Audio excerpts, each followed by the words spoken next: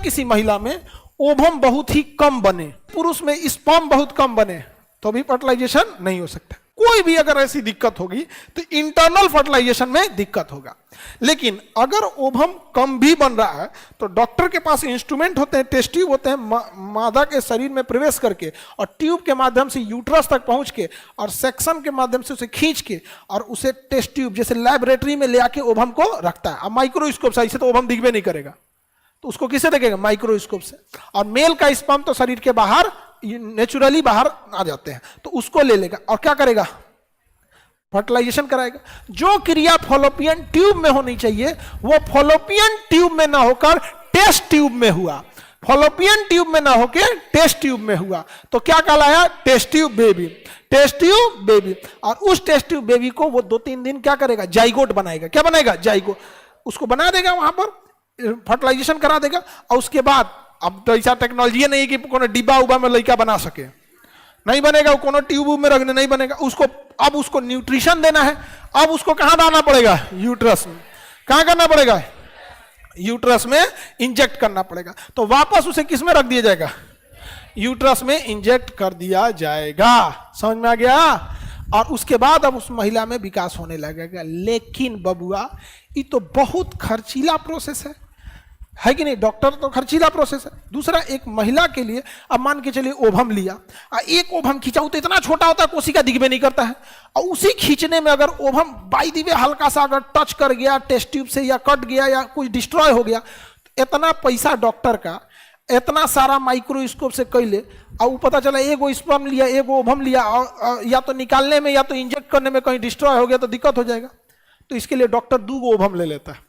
क्या ले लेता है? 2 ओवम और 2 स्पर्म लेकर फर्टाइल करता है।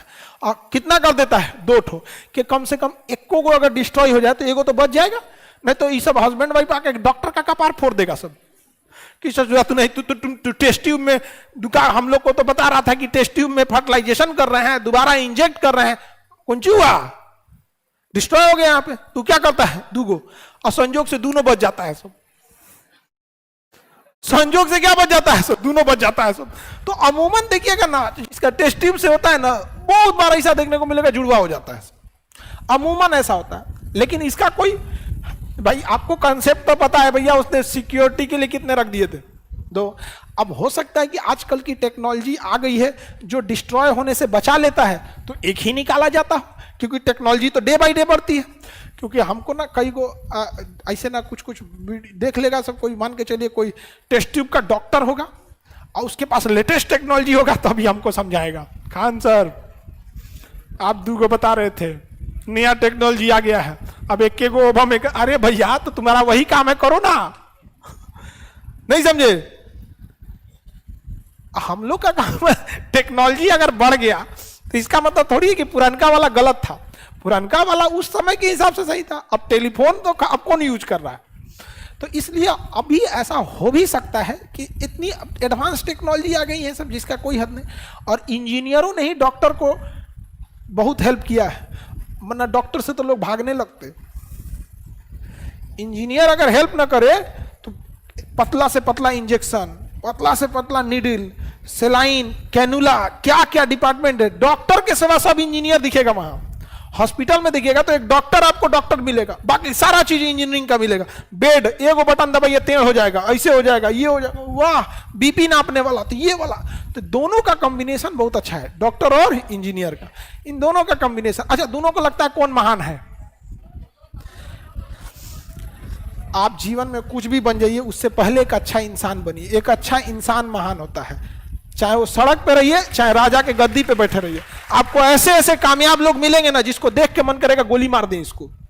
उससे सब समझे मैंने ऐसा ऐठ में रहेगा सब जिसका कोई हद नहीं। तो ये सब नौटंकी करता है सब। आगे बढ़ जाए, किसी को दिक्कत नहीं। अब देखते हैं जुड़वा वगैरह। टेस्ट ट्यूब समझ में आ गया? टेस्ट ट्यूब में जिस मादा से ओवम निकालता है, अब मेल का क्या निकाला? स्पर्म, उसी मादा में रख दिया तो टेस्ट ट्यूब बेबी। इसे इन विट्रो फर्टिलाइजेशन भी कहते हैं, IVF, इन विट्रो फर्टिलाइजेशन। तो नॉर्मल नाम टेस्ट ट्यूब बेबी है, बट ऐसे क्या कहेंगे? IVF, in vitro fertilisation, in vitro fertilisation. लेकिन अगर किसी मादा से ओवम लिया